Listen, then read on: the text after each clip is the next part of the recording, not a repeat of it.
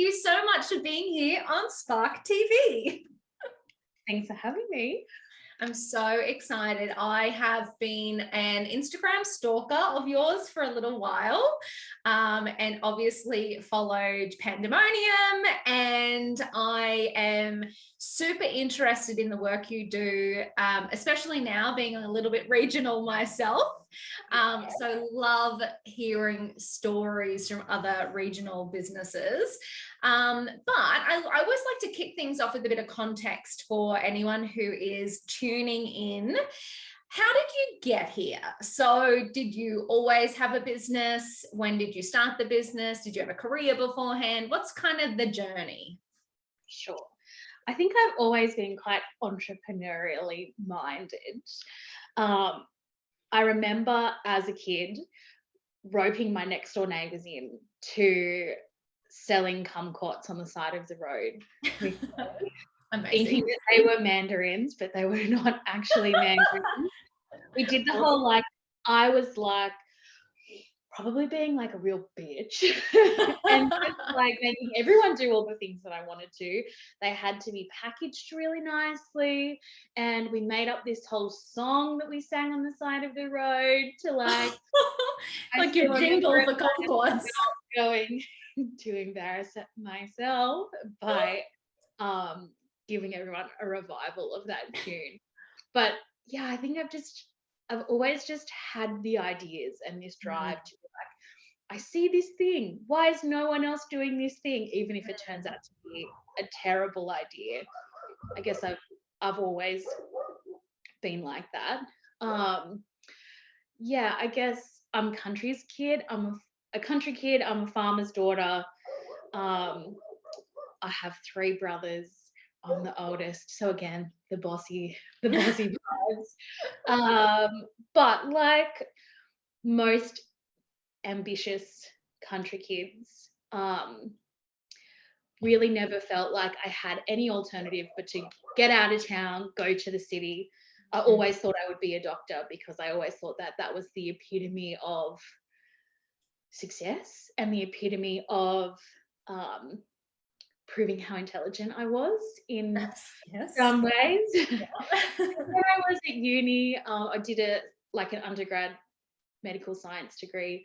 I was living in Sydney, and I came across this thing called investment banking and realized that that was way, way more fun. Yes, way cooler. Yes. Way cooler.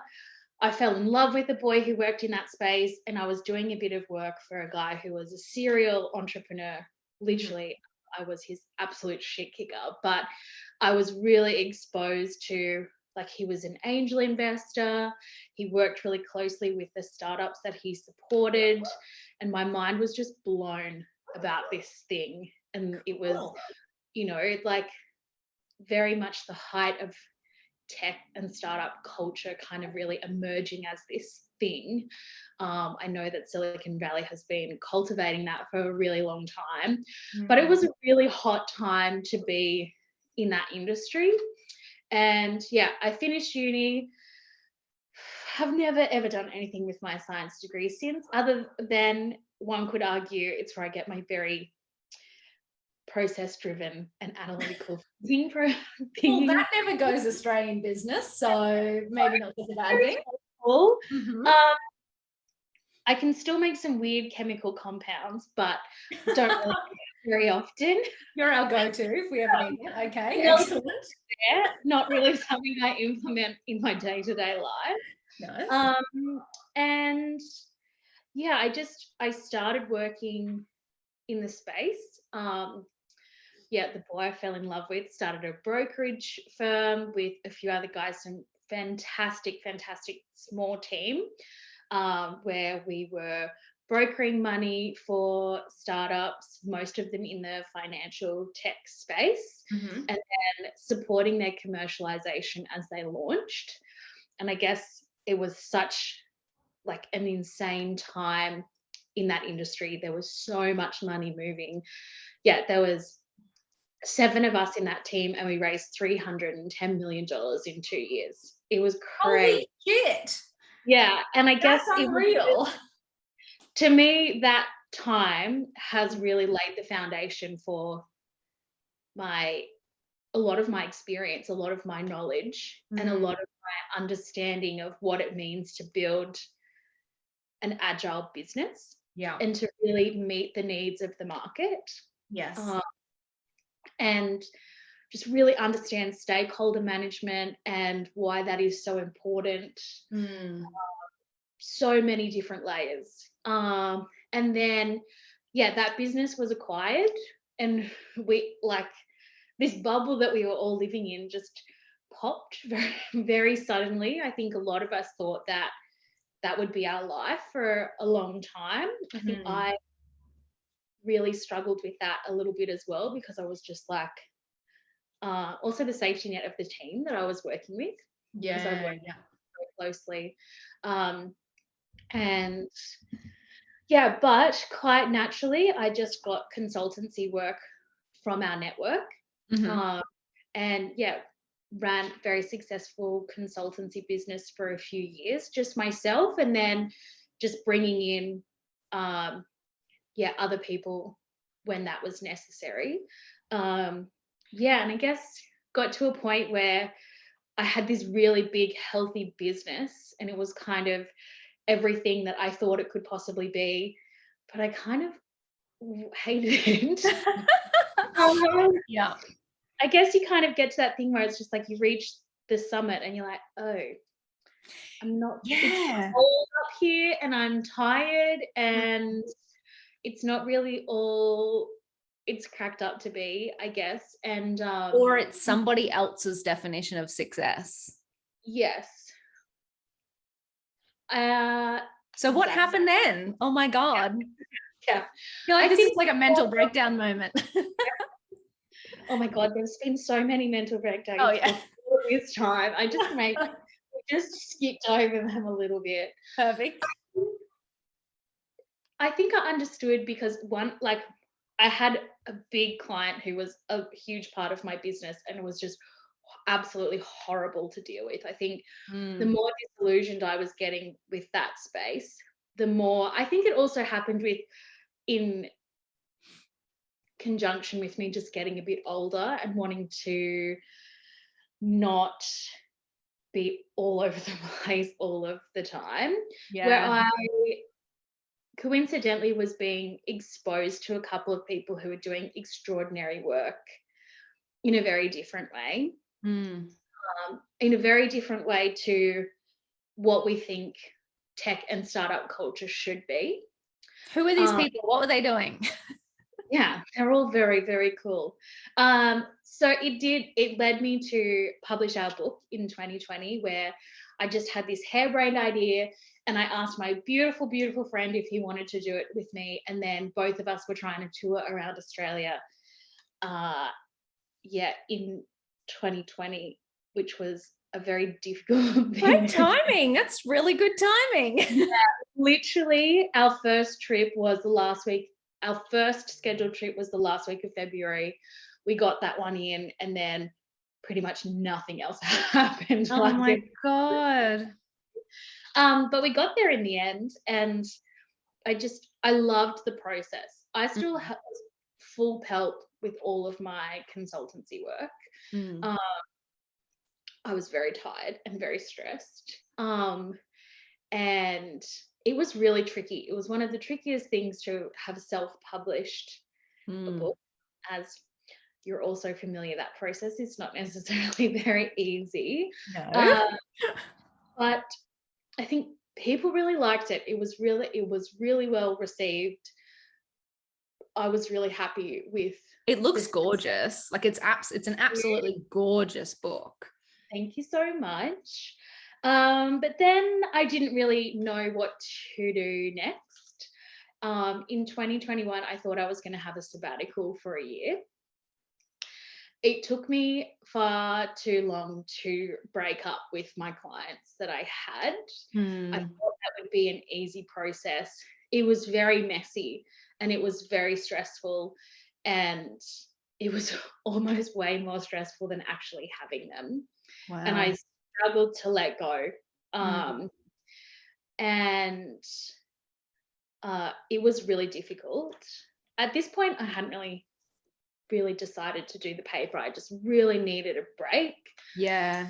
And yeah, life has this way of throwing us curveballs that we really didn't know that we needed. But someone very close to me died very tragically in that time when I was, see, I'm going to try not to cry.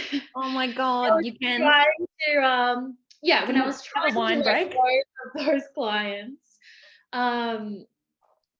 And they were pretty horrible about it. So I think that was the like kick in the pants I needed to be like, I really don't have to have anything to do with you and don't want anything to Wow. do with you. And all I wanted to do was be with my family, which I am very grateful that I was able to do that. I think I acknowledge that it was a very privileged position to be in, to be able to yeah, essentially just drop everything and yeah, be at home with the people that I loved through that time. I think that that's such an amazing thing, just to kind of put a pin in a little bit, because I feel like sometimes we have these grand visions for our business, and exactly what you said, we just hustle, hustle, hustle. We reach the summit and we're so fucking miserable. We've built this trap for ourselves. And I feel like then when horrible things happen in life and they look like a myriad of different things, we kind of go, holy shit, I built this trap and it's so hard for me to do the things that I need to do as a human being. So being in the position where you could actually make that decision is amazing. Yeah, and again, I'm just so grateful that I was able to do that. And I think in a lot of ways, all of my hard work paid off, and maybe that was enough. That Yeah. all of the tricky things and all of the Mm. lack of sleep and the stress and anxiety, if I had to do all of those things again so that I could have the chance to have that freedom when I really needed it, I was very appreciative And I of think that. sometimes you don't know though. Like I think sometimes you need to go through that, you need to go through the stress, the taking on shit clients, the changing your mind, the world changes, the market changes. It really does help you, I think, figure out what you want your business to look like. Yeah. And I think people might not agree with me, but I think if you have any kind of service-based business, 80 to 90% of figuring out your business is figuring out boundaries and how Yes. Oh you my make God. boundaries about how you deliver work, boundaries about how you engage with your clients, boundaries about how much you charge, and all of those things. And boundaries are not something that you learn. They're things you have to learn that the hard way, I think, which is quite unfortunate.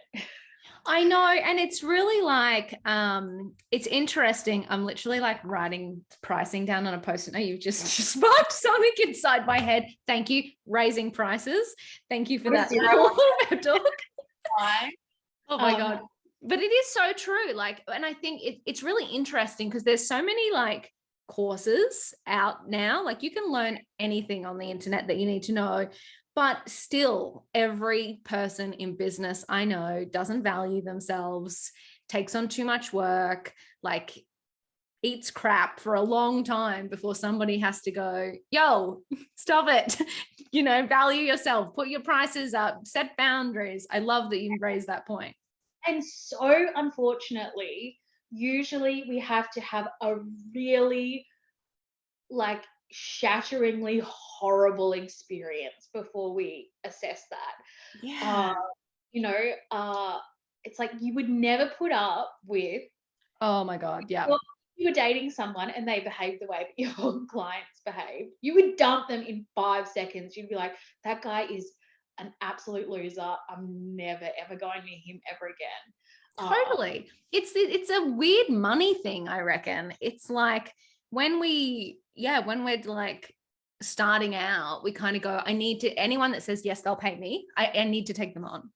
And, I need to charge what I think I'm worth, not what I think they'll pay, not what I'm actually worth. Like it's a really funny thing that we do for ourselves, because you're so right. If we were in a relationship, we'd be so quick to, meet up with our girlfriends and be like, oh my God, I can't believe this is happening.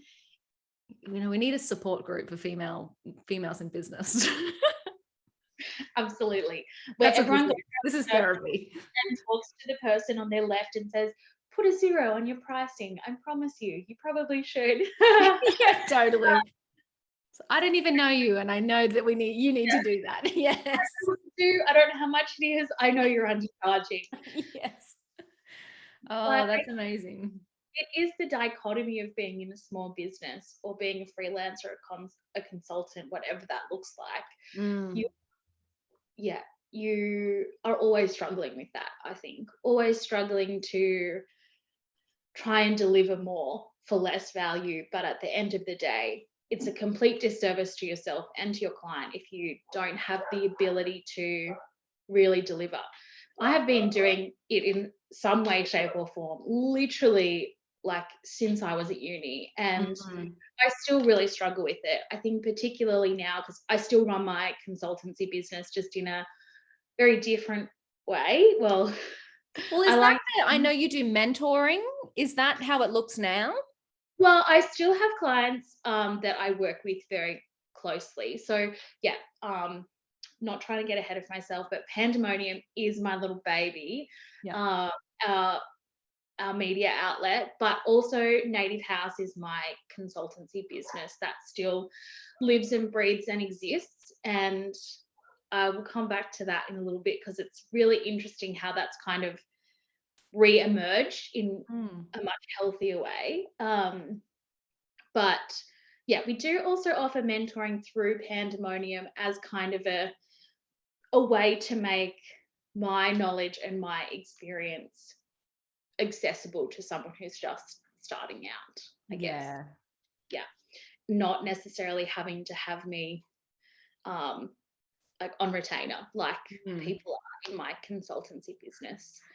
I guess that's kind of what the paper is all about in a way. I think a lot of people, anyone who doesn't feel like the life they're living is really what they want to be doing, I think that's why I kind of frame it as being outside the traditional metropolitan mold, is the kind of people that we feature and the kind of audience that we're cultivating, because that speaks to so many different people, whether you live regionally or if you live in a metropolitan area. Everyone, we're trying to speak to those people who feel like they don't quite fit and they're just trying to push the bounds of what their life looks like. And yeah, I think I am a really strong advocate that, especially from my own experience as a regional kid and having lost my cousin Nicholas, I think very similarly, we really struggle to imagine a life for ourselves if it doesn't fit into this very prescribed mold. And I'm just trying to shake that up a little bit. So yeah, I guess that led me to launch the paper. I think that is incredible, because so my story in 3 seconds: did corporate for a decade, met someone, started a business, then went down this rabbit hole of business. And I think I learned what business was from everyone external, books, media, and I built a business I hated.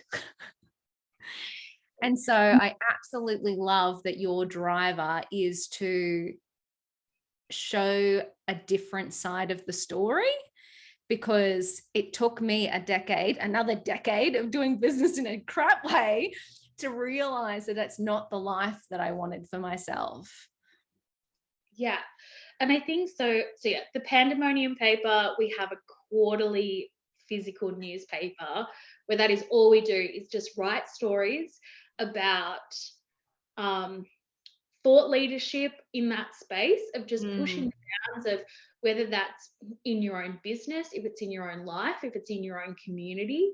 You don't necessarily have to be an entrepreneur or a business owner to Mm.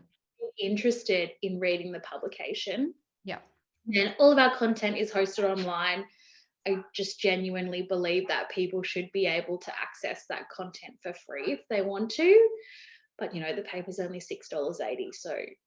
So you can you spring for it, trade your cup of coffee. Yes. absolutely. Yes. And yeah, exactly that. I think we're not necessarily pushing a particular narrative or a particular way of doing or being. It's more, look at these incredible people that you probably already are familiar with, or you might have never heard of them ever before. And here is a lens into their own life, their own challenges, and how they have got to where they are, really. Or, just breaking down some of the barriers to these things that we potentially could want our lives to look like, and be like, you could actually do that thing. And your idea might be different to the idea of the person that you're reading about or the business that they've built. But hopefully you'll garner some inspiration and maybe some actual practical advice about how to make that happen, I guess. Yeah, and I love that you mentioned that people who are not necessarily going to be business owners actually get value from it as well, because I think that there is a real movement around people wanting to support local, support regional, and it is difficult not to, I guess, get the Woolworths story, like the big chain story is everywhere. And I love championing local. I love championing regional because they are people with amazing ideas and really unique products and services. So yeah, absolutely love that. I also think that in a lot of ways, if you're not a business owner and just an engaged human who wants to learn interesting stuff, we're moving so far away from, as you say, that Woolworths narrative or that fast fashion narrative or whatever you want that to look like. And, not wanting to make this about COVID because I feel like we have so many narratives around that, but it has been a real disruptor, particularly in this space of both people reevaluating their lives, but also really reevaluating the way that they consume things. And I guess you will never beat a marketing strategy that is built around building a connection with a product or a service, a person. And I think for a lot of the people we profile, that's also something that we can offer for them as well, is giving them a helping hand to speak well about their work, show them how important some great photographs can be. And I think, for a lot of us in our own businesses, it is so, so difficult to build that really strong brand narrative about what you actually do and how to portray that both visually and in writing. And I hope that that is also a gift that I can give for people who are really trying to make their fantastic businesses work as well, is just be like, here's a little token of appreciation. And I guess don't want to get too into it, but also just trying to build a really progressive business model around what the paper looks like. So there's strong value exchanges for everyone who's involved, and just, I don't want to say cultivate a community because that feels we're using that phrase a little bit too much these days, aren't we? It is, and I will hold you there though, because I am a little bit obsessed with communities at the moment. I think that we might be, and I guess because I come from influencer marketing background, like that's all about like digital communities, and kind of obviously in the Spark realm, it's all about female founder communities. And then as I kind of do a bit of research into like NFT, Web3 space, it all feels like these online communities. So I kind of think like if you're not focused on like you said, that personal connection and creating a community in some capacity, you might be missing the point. I agree. I do really agree. And I think for us, I have been absolutely blown away with the success of the paper since we launched in February. Um, but even just the bare bones of the people that follow us on Instagram, the Mm, quality and the alignment of the people that are finding us, it mm. just astonishes me every day. And I guess you could say we're building a community in that way, and that it is resonating with people. I think, um, but at the end of the day, if someone who is feeling isolated, is feeling like they don't fit in this mold that they're supposed to, can engage in our content and either feel a little less alone or just ever so slightly inspired, Mm. take that leap of faith into the road less traveled, then we've done a good job. Oh my God. And I think it is a testament to the work that you do and the quality of the content that you create that these people are finding you, because it is incredible. And you're spot on. I think about, small businesses we talk to. I think about the businesses that I'm meeting here now that I'm a little bit more regional, and that marketing nous, that the creation of the content, the copy, the how to communicate this, like they do amazing things, but the communicating of it is really difficult. And I love that you have gone, well, that's the thing I'm awesome at, so let me bring that to you. Yeah. Well, I hope so.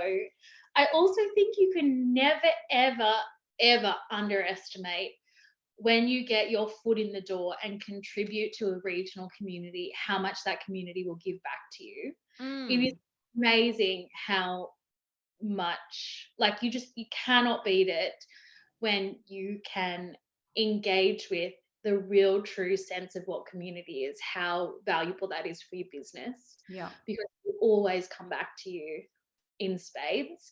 And no, it just comes back to you, just when it comes to community, be generous and just try and just think about each individual in front of you and how you can deliver something meaningful to them Mm, for no other reason than you feel like you can help them in some way. And I think that is an immense power that people are yet to truly understand about what it means to move out of the city, and the opportunities that exist for startups and for founders, is that regional communities will go above and beyond. If you can, if you really genuinely show up in their community and yeah. offer value, and if people can understand what it is that you are doing, they will show up and support you in ways that you never even knew was a thing. I Yeah. recently had a girl reach out to me and tell me that she had done a research paper at university about Pandaemonium. And I Stop had it. never What? spoken to her before, but I Oh know my God. her. I know her. She lives in the same community that I live in. I Oh my have God. befriended her, and now I want to keep her forever. Um, That is awesome though, because it's really interesting, because sometimes I feel like it's really easy to get discouraged. You're like sitting in your home office, super isolated, just putting out, doing the work, doing the things. And you Having kind of, people say no to you 50 times a day, and you're like, oh my and God, I hate my life. totally, you're like, what am I even doing? Like, is this even a thing? And then out of nowhere, someone will be like, oh yeah, I've been like obsessing over you for years, and I've done this thing. And you're like, okay, people just don't always tell you the good things. Oh, Because that's they, incredible. yeah. Um, yeah. So I think the point is that those are also the kinds of things that we're trying to highlight, where it's just like, did you actually know that you can do this thing? Mm. I think a lot of people don't. Just as many, almost just as many papers are going into metropolitan areas than they are into regional ones.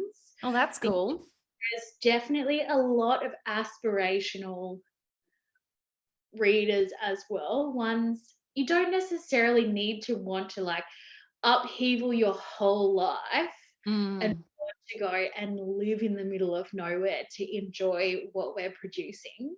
Mm. But I if you just do, think it's amazing as well, like us city folk.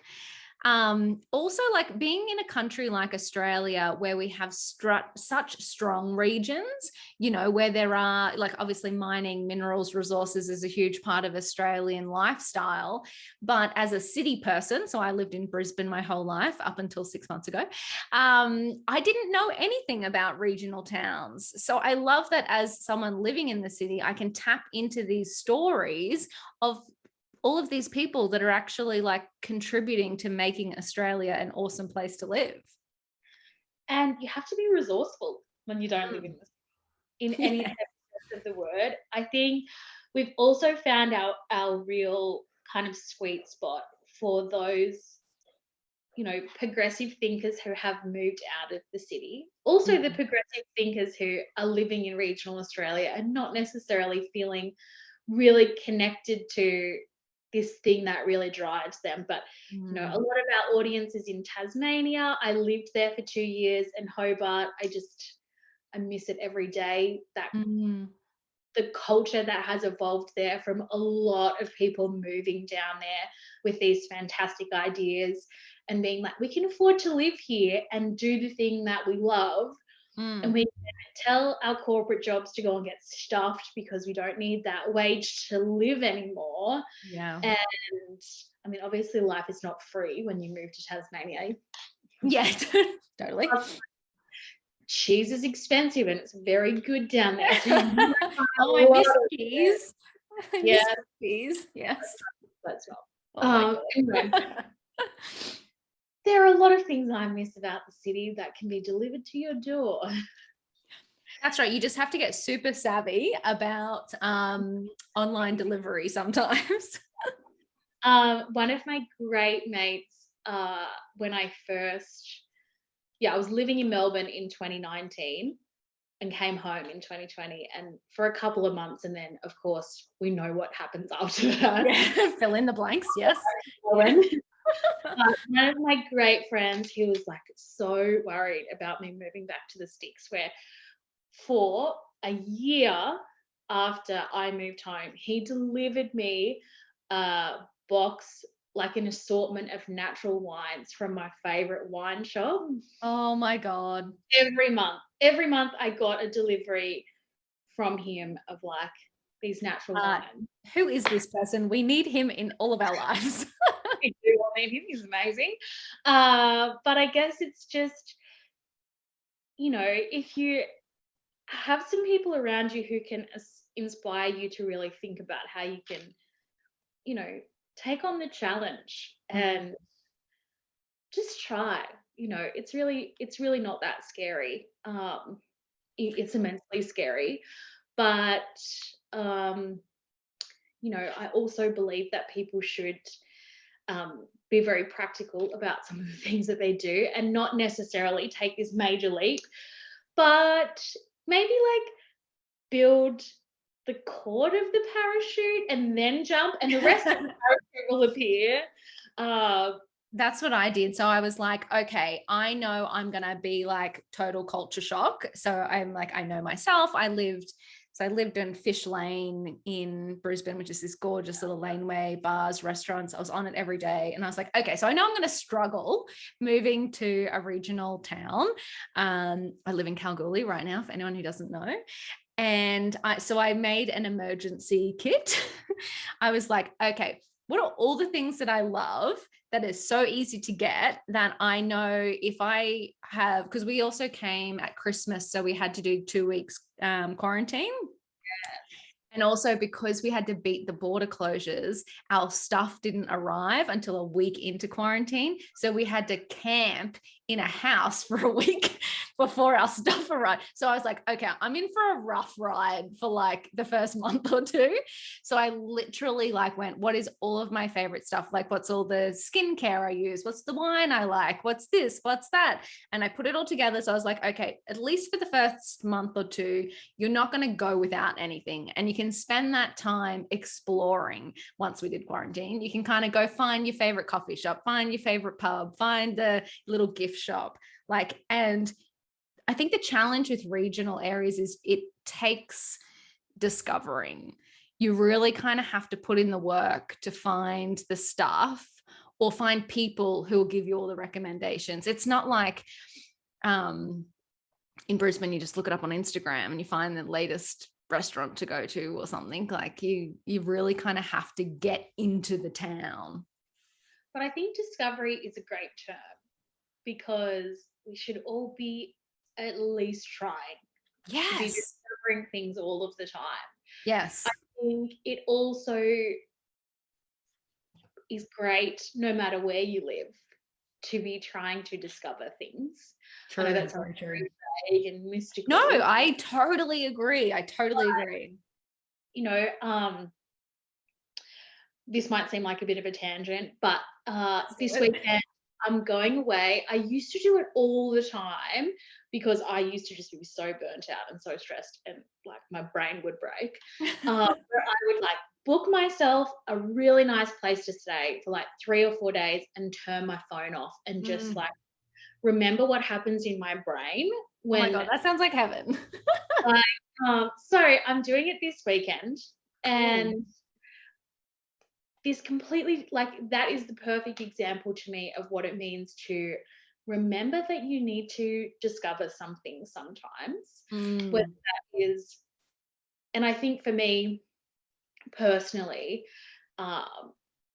taking me from one space and putting me in another space is so helpful. But I think we can trigger that in ourselves in lots of different ways. When I lived in Tasmania, there would be a point where I had to get off the island. And a lot of us used to like talk about this thing where it's like, it's time for you to get off the island for a little while. Like, I love that. Take that $80 flight to Melbourne.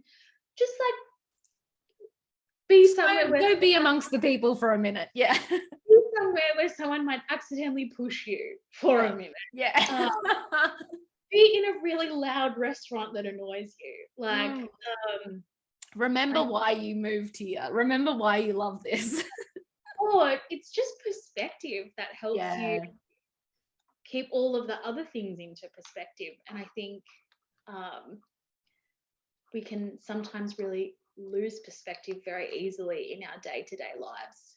And rediscover the perspective. That's probably the what I'm trying to actually say is just and I just so important no matter where you're at is to remind yourself that perspective is necessary. I mean, we all wish that we were on the other side of the world, like getting that perspective on a cobble beach in Italy, but that's not necessary. Right now. It can literally be like, turn your phone off. What is this like novel you've been wanting to read?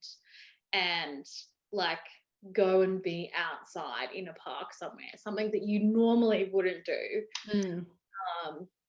Go to a gallery, go to the opening of some weird event in the weird town you happen to be at, because you never know who you will meet. But it's also just good for our brains. Totally. And I love even that you said, go to the opening of a weird place in a weird town that you're in, because I think like we forget to appreciate where we are.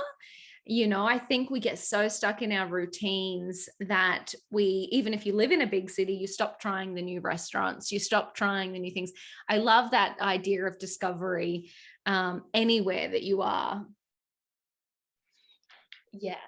And hopefully that's what the paper can also do. Oh my God, that was the world's best segue. Now that did just come to me. I was not trying to make that work. Yeah.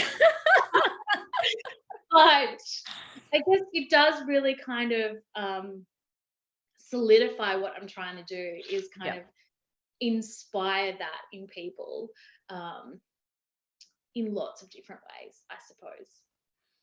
That is absolutely incredible. So I'm just trying to think, like, this conversation has been fucking amazing. I'm like, I just want to see, I've literally got a post-it note full of things that I've written down from what you've said. So let's leave it there.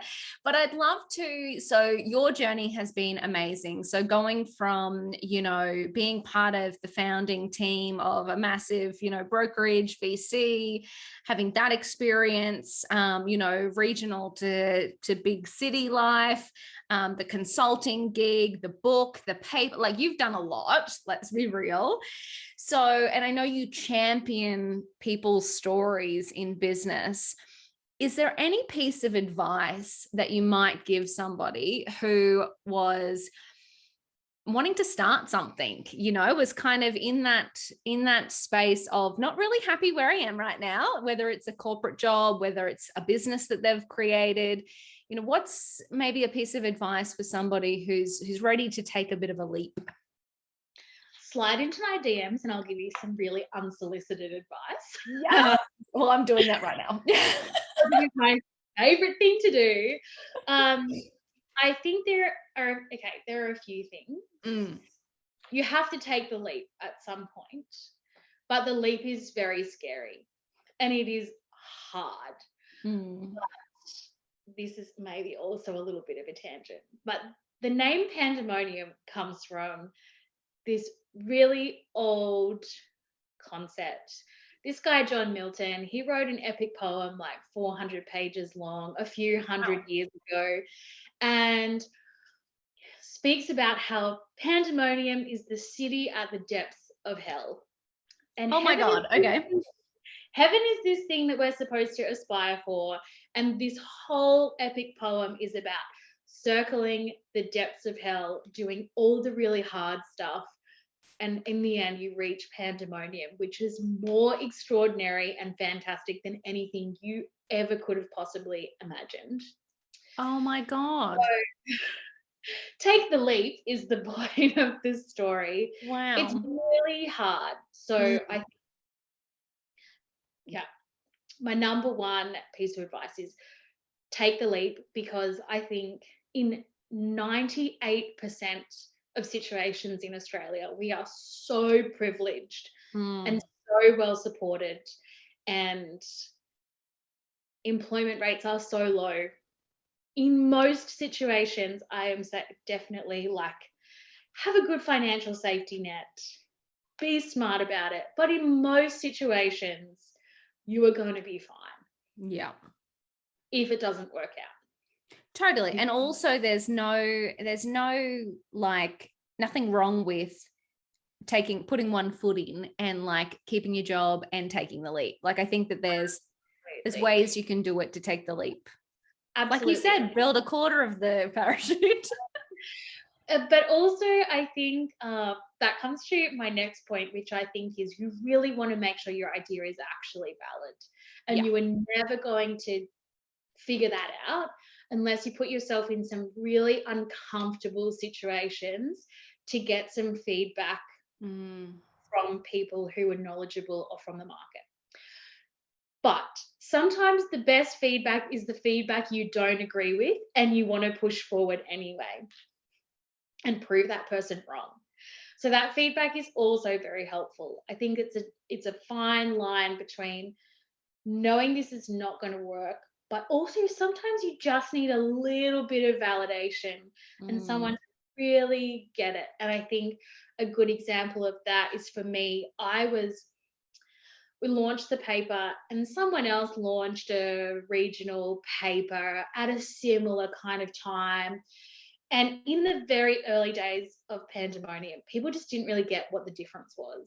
And to me, it really fueled the fire for me to push really hard and prove how different we were.